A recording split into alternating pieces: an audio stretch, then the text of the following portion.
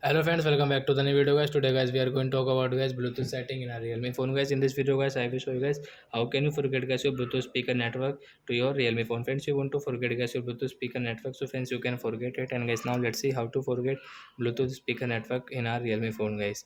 Guys, you have connected guys any Bluetooth device, and guys you can see guys I have connected guys the JBL speaker. Guys, I want to forget it. So first of all guys I will on my phone setting to forget this network.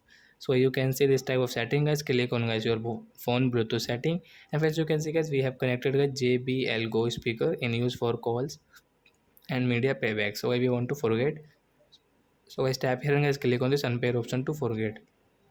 So it will forget guys, you cannot do it. You can see guys, so we will have to off, and guys if you on again then guys you can connect it. So like that guys you can forget guys your Bluetooth speaker network to your Realme phone. So that's it guys, thanks for watching the video guys. Now we will meet on next video guys with new topic.